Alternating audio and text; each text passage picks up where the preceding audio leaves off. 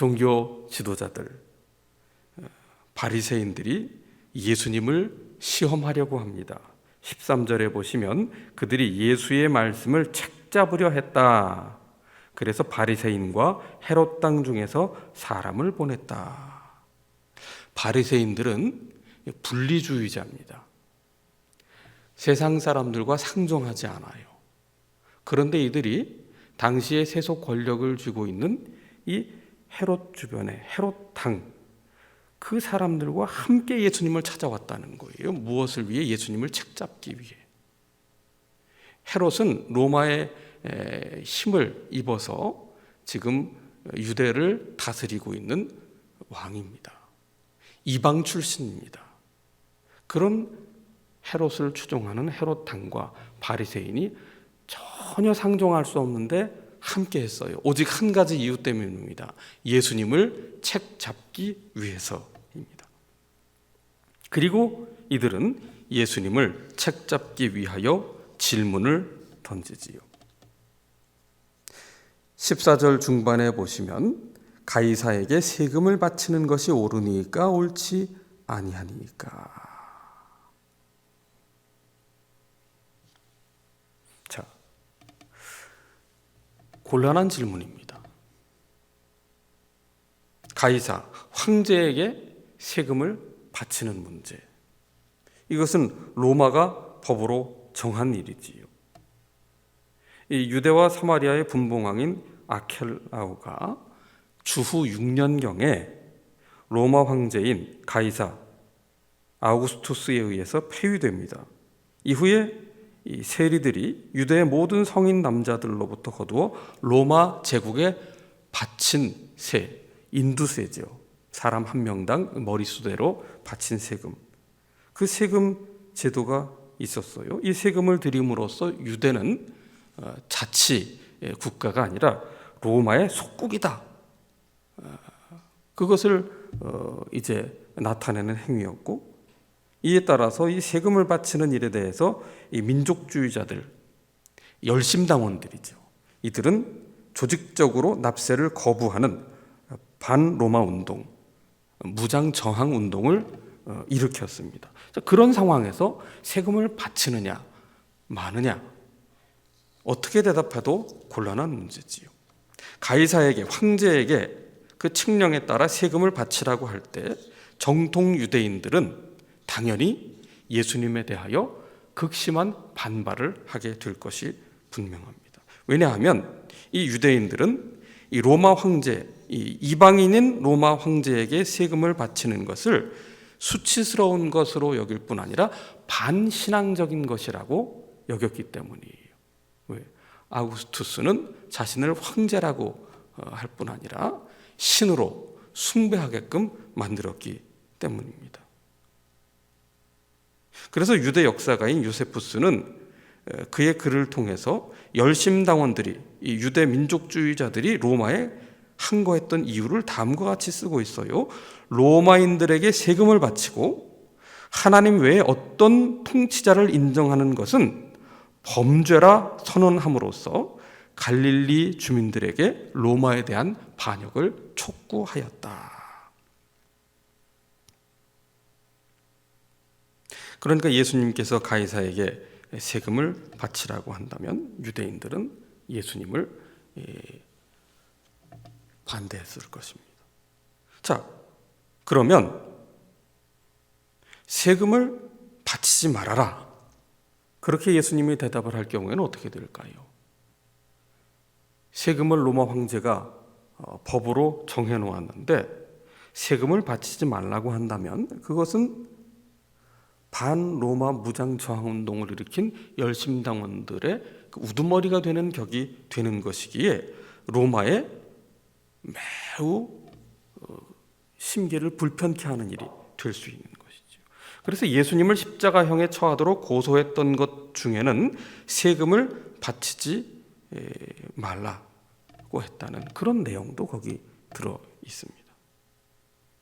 이렇게 대답을 해도 저렇게 대답을 해도 예수님은 매우 난감한 상황에 처할 수 있는, 올무에 걸릴 수 있는 상황이지요.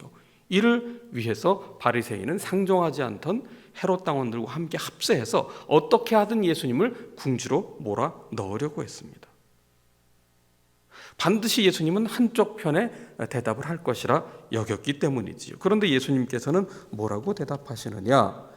15절에 우리가 바치리까 말리까 하는데 예수께서 그 외식함을 아셨다는 거예요. 올무를 놓았다는 것을 아셨다는 겁니다. 그러면서 대답하십니다. 어찌하여 나를 시험하느냐? 그러면서 데나리온 하나를 가져다가 내게 보이라 하시면서 16절에 가져왔건을 예수께서 이르시되 이 형상과 이 글이 누구의 것이냐? 이르되 가이사의 것이니이다. 이 데나리온, 노동자 하루의 품삯으로 보통 상징되는 은전의 명칭이지요. 이 로마의 화폐인 데나리온은 당시에 이 티베리우스 황제 때 발행했던 은화를 보면은 그 앞면에 황제의 얼굴이 새겨져 있어요. 그리고 얼굴이 새겨진 그 주위에 글이 새겨져 있습니다. 황제 티베리우스, 신적인 아우구스투스의 존엄한 아들. 그리고 뒷면에는 최고의 대사제라는 문구와 함께 신들의 보좌에 앉은 태후의 모습이 새겨져 있습니다. 그러니까 우상을 극도로 싫어했던 열심당원들과 유대인들은 성전세를 낼 때에도 로마의 화폐를 금했습니다. 이들은 얼굴이 새겨져 있지 않은 다른 동전을 사용했던 거예요. 그래서 성전에 들어와 성전세를 낼 때 환전을 했던 이유가 바로 로마의 황제의 얼굴이 새겨진 동전을 우상 숭배로 여겼기 때문이죠. 그래서 예수님께서는 그 데나리온을 가져와라.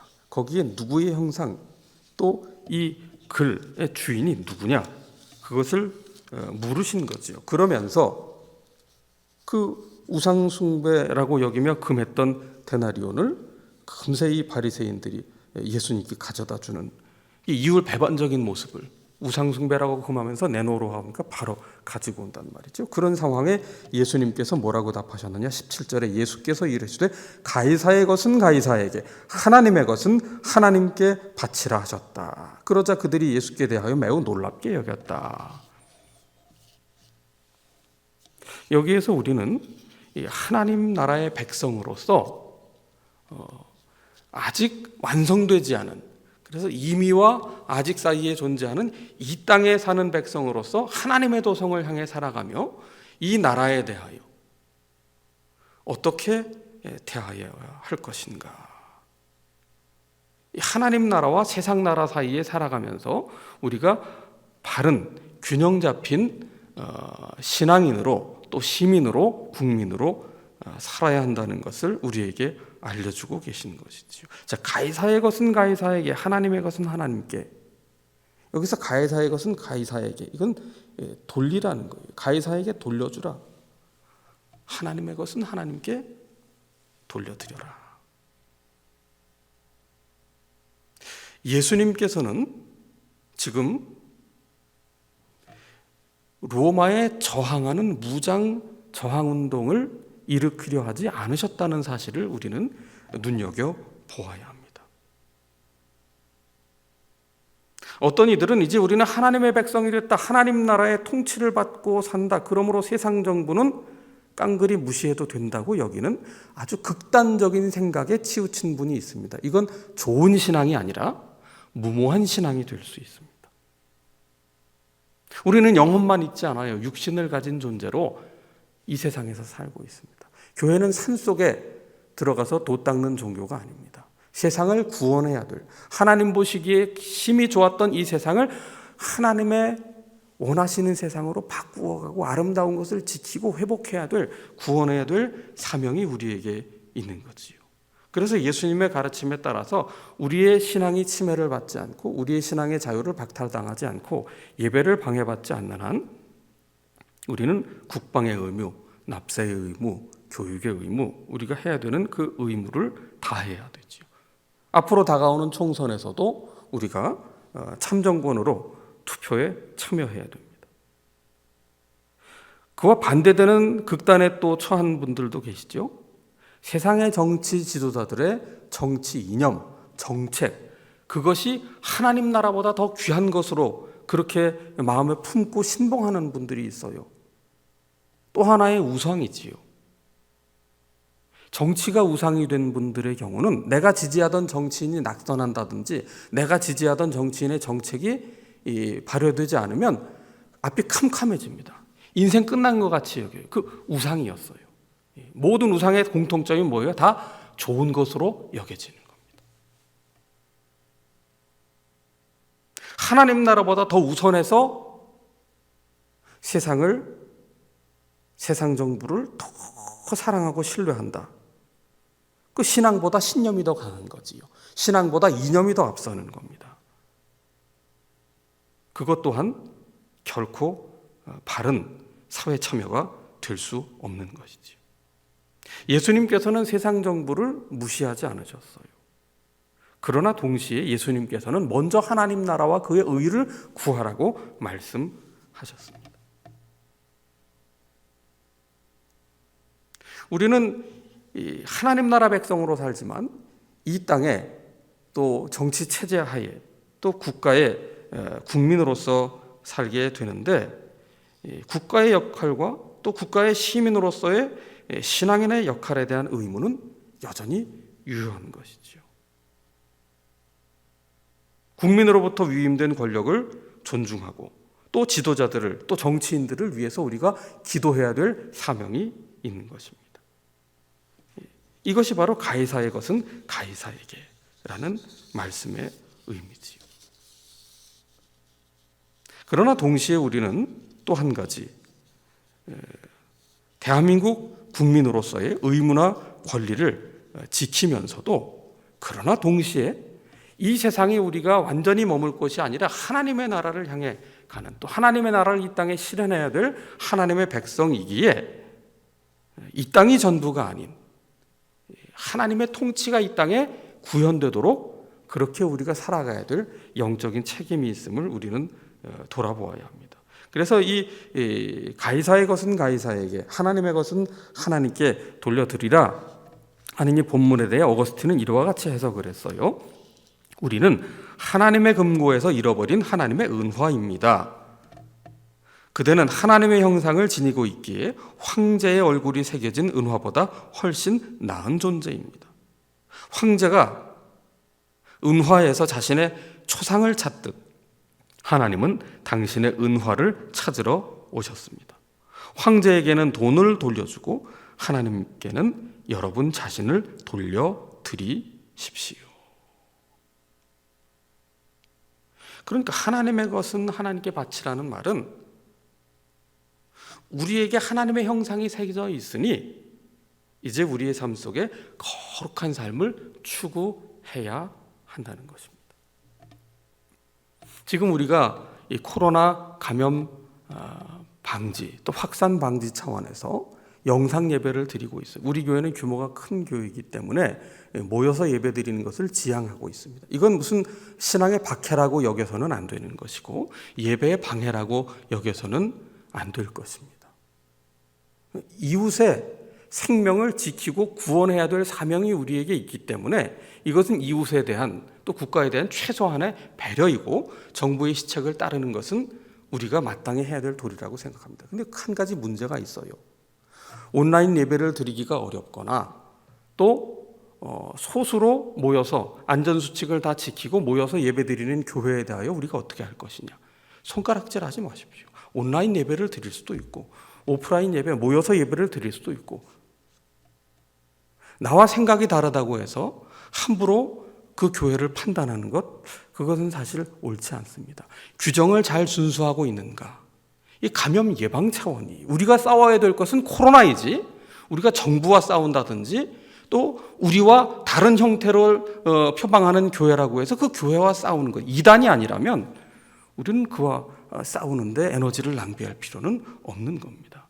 성숙한 시민의식과 성숙한 신앙으로 이 코로나가 속히 종식될 수 있도록 우리는 정부를 위해 또 의료당국과 또 질병관리본부를 위해 확진자들을 위해 또 외국에서 들어온 우리의 내국인들의 또 회복을 위해 그리고 인종이 다르다고 또 확진자라고 해서 혐오하는 이 모든 일들을 우리가 거두는 것이야말로 정말 이 땅을 살아가는 시민으로서 또 하나님의 백성으로서 품어야 될 그런 성숙한 의식이 아닌가.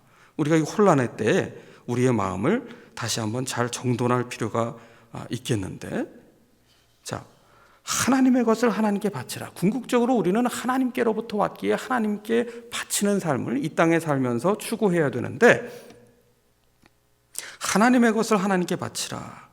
하나님의 형상대로 지음을 받았으니 거룩한 삶을 살라는 거잖아요. 그럼 거룩이 뭘까요? 거룩을 하늘의 구름을 잡는 것처럼 여기면 우리의 신앙은 상당히 비현실적인 신앙을 추구하게 됩니다.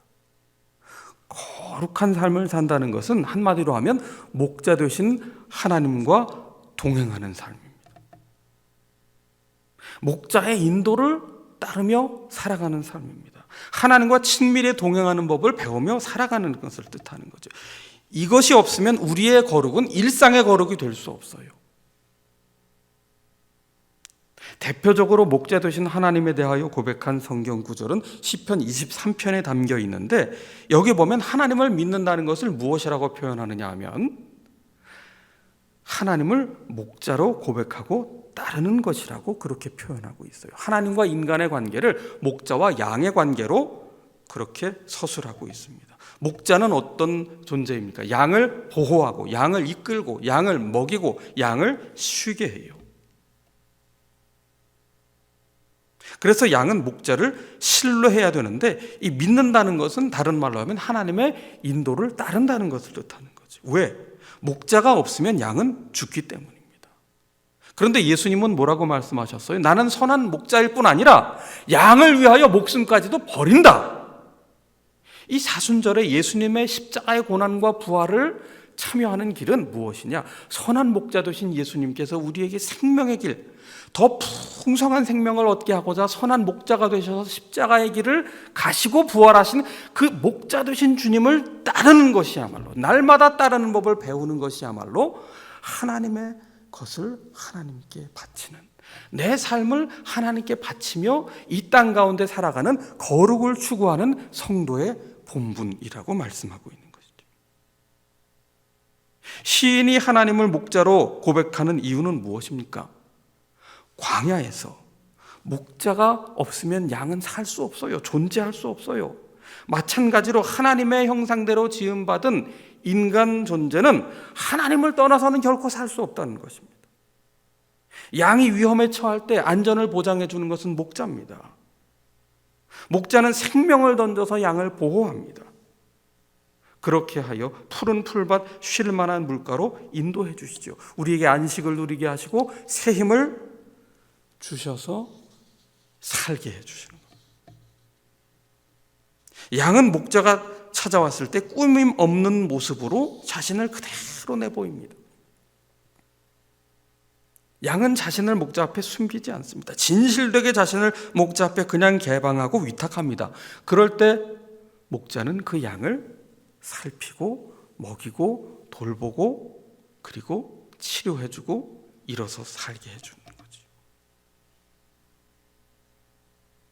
목자의 손길을 받을 때, 목자의 품에 안길 때, 목자의 음성을 들을 때, 목자의 인도를 받을 때, 그때 비로소 우리의 인생에 몰아닥치는 염려와 불안과 두려움이 씻겨지고 생명력 풍성한 삶을 살게 되는 겁니다.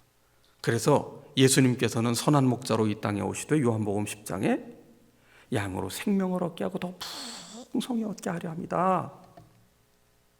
말씀하신 것 아닙니까? 이 새로운 삶, 이 풍성한 삶, 목자 되신 하나님과의 친밀함을 통해서 경험하게 되는 겁니다. 그래서 요한복음 15장 포도나무 비유에서는 내 안에 거하라 말씀하셨어요. 여러분, 제자됨의 또 다른 표지는 뭡니까? 예수님의 부름을 받은 존재로서 예수님 안에 머물며 살아가는 것, 예수님과 함께 살아가는 법을 끊임없이 배우고 추구하는 것이야말로 제자의 삶의 방식인 거죠. 그래서 거룩이란 하나님과 친밀하게 동행하는 법을 배우는 과정입니다. 그렇게 하나님을 내 인생의 목자로 인정하며 그렇게 한 걸음 한 걸음 날마다 하나님과 동행하며 살아갈 때 그때 우리의 삶에 불안과 염려가 물러가고 평강과 희망이 내 속에서 솟아나게 되는 거예요. 하나님이 생명의 근원이시기 때문입니다. 생명의 근원과 맞닿을 때에만 사망의 모든 근심과 염려와 두려움은 씻겨지고 물러가게 되어 있어요. 오래전입니다마는 남한강의 발원지인 태백의 검룡소를 방문한 적이 있습니다. 지금은 이제 그 환경 보전을 위해서 주변에 이제 울타리를 두르고 보기만 위에서 볼 수 있게만 해놨지만 오래전에는 90년대에는 그 검룡소가 그냥 개방이 되어 있었어요. 그 검룡소를 가면 졸졸졸 흐르는 냇가를 따라서 쭉 올라가면 그 수원지가 있는데 하루에 수천 톤의 물이 솟아올라요. 그 속에서 그걸 이렇게 손으로 탁 떠서 마셨는데 이야, 이 맛이구나. 원조 아리수. 예. 남한강 발원지. 얼마나 물이 맑고 시원한지요. 그 물 근원에 닿아 있을 때 우리가 시원한 생수를 맛보게 되는 것처럼 여러분, 우리가 이 조용한 장소, 조용한 시간에서 날마다 하나님과의 친밀한 교제를 누리는, 목자 되신 하나님과의 사귐을 누리는 그 규칙적인 시간을, 루틴을 우리가 형성할 때 우리는 이 불안과 염려가 가득한 세상 속에서 쉼을 얻고 생명에 충만한 삶을 살며 또 주변의 모든 어두운 그림자와 모든 불안과 분노와 불신을 씻어내고 이 세상을 정말 생명 가득한 세상으로 만드는 일을 감당할 수 있게 되는 것이죠. 그런 의미에서 볼 때 우리의 인생에서 가장 위험한 것은 뭐냐 하면 하나님의 인도를 잃어버리는 거예요. 목자를 떠나는 겁니다. 목자를 등지는 거예요. 여러분, 지금 현재 우리 상황에서 가장 위험한 것은 코로나지요. 또 이 코로나로 인해서 경제 위기가, 수출도 내수도 지금 뭐 대책이 없어요. 전 세계의 위기인데 여러분, 이 코로나의 위기도 위기이고 경제 위기도 넘어서야 될 위기이고 풀어야 될 위기이지만 근원적으로 가장 큰 인생의 위기는 어디에서 시작되었느냐 하면 하나님을 떠나는 데서부터 시작되었어요. 신라권, 하나님을 떠났기 때문에 낙원을 잃어버린 것 아닙니까? 그때 하나님 어떻게 하셨어요? 아담과 하와가 하나님을 떠나 등졌는데 하나님께서 찾아오십니다. 아담아, 네가 어디 있느냐? 찾아오셨고 가죽 옷을 입혀주셨고 살게 하셨고 예수 그리스도를 보내주셔서 둘째 아담을 보내주셔서 우리를 구원해 주셨지 않으셨습니까? 여러분, 지금 이 시대의 가장 큰 고통은 감염의 고통이고 질병의 고통이지요.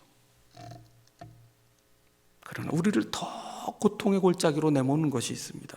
우리의 존재 깊은 곳에 채워지지 않는 이 영적인 결핍, 하나님을 떠난, 목자를 잃어버린, 믿음을 상실한 우리의 영적인 결핍이 우리의 가장 근원적인 고통의 원인이라는 것을 우리는 다시금 확인해야 됩니다. 이것은 돈으로도 풍요로도 쾌락으로도 결코 채워지지 않는 결핍이. 코로나만 지나가면 다 만사형통될 것이냐? 반드시 코로나가 종식되도록 또 경제가 회복되도록 우리가 기도하고 힘써야 되겠지만 아니에요. 우리의 신앙을 기본에서부터, 기초에서부터 다시 쌓아야 됩니다. 리셋해야 되는 거예요. 제가 연락하고 지내는 영국의 한 선교사님, 영국의 아주 소도시 지방에서 목회하시는 선교사님, 그 백인교회를 목회하는 한인 선교사님, 어제 이런 카톡 내용을 보내주셨어요. 식당도 문을 닫고 카페도 문을 닫고 뭐 다 극장도 문을 닫고 이런 상황에 교회도 문을 닫도록 국가에서 지금 법제화한 상황에서 모이지 못합니다. 할머니가 우시더라는 거예요. 그러면서 저한테 이런 얘기를 하더라고요. 유럽 교회가 다 죽어가고 있다고 하는데 예배를 드릴 수 없는 이 상황이야말로 근원적으로 하나님과 우리와의 관계가 무엇인지를 되돌아보며 우리의 신앙을 다시 일으킬 수 있는 일대 전환기가 될 수 있기에 이것은 악재가 아니라 오히려 희망의 계기가 될 수 있다는 사실을 보게 되었다. 여러분, 온 세상이 멈춘 이 상황 가운데 이 분노와 불안을 어디에 쏟아부어야 할지 몰라서 아시아인들에게 대한 폭행이 유럽에서 또 미대륙에서 다 펼쳐지고 있는 이런 상황 속에서 우리는 무엇을 주목해야 되느냐? 하나님을 주목해야 되는 거예요. 하나님께서 다시 세우실, 다시 회복하실 이 세상과 신음하는 모든 이들과 그리고 무너진 우리의 신앙의 기초를 다시 쌓는 영적인 회복의 계기가 되어야 한다. 여러분, 계시록 2장 4절 이하에 보면 에베소 교회에 이렇게 말하고 있습니다. 너의 처음 사랑을 버렸느니라. 그러므로 어디서 떨어졌는지를 생각하고 회개하여 처음 행위를 가지라. 이 위기의 때에, 불안의 때에 우리가 품어야 될 것은 무엇이겠습니까? 어디서 떨어졌는지를 확인하여 다시 돌이키는 신앙으로, 다시 하나님의 것인 하나님께로부터 난 우리가 다시 하나님께로 우리의 삶을 돌려보낼 수 있는 그런 영적 회개와 갱신의 계기가 될 수 있도록, 누군가를 탓하며 분노하고 손가락질하기 이전에 우리 자신이 먼저 영적 갱신이 되고, 교회가 먼저 영적 갱신이 되고, 성도가 먼저 영적 갱신이 되고, 목회자가 먼저 영적 갱신이 될 때에 하나님께서 이 온 세상의 주인 되신 하나님, 창조주이시며 구원자이신 하나님께서 이 사순절 넘어 부활의 꽃이 피게 하듯 이 죽음이 드리워진 세상 속에, 어둠과 죄가 관영한 세상 속에 하나님의 그 생명의 움틈으로 이 땅을 다시 회복하실 그날을 바라보며 간절히 목자 되신 주님 앞에 엎드려 기도하며 동행하는 믿음의 각성이 새로워지는 우리 모두가 되어야 하겠습니다. 기도합시다. 하나님 아버지, 이 불안의 때에 하나님이 우리의 창조주이시며 구원자이시며 목자이시며 인도자 되시며 이 모든 세상을 구원하시고 회복하실 하나님이심을 다시금 고백하며 우리의 믿음이 기초에서부터 다시 새로워지는 영적 갱신과 회개의 각성을 통하여 이 땅이 온전히 새로워질 수 있도록 하나님의 은혜 더하여 주시고, 주님께서 다스려 주시는 이 땅과 이 세상과 우리의 삶이 될 수 있도록 목자 되신 주님 친히 우리를 붙들어 인도하여 주시기를 예수 그리스도의 이름으로 기도하옵나이다. 아멘.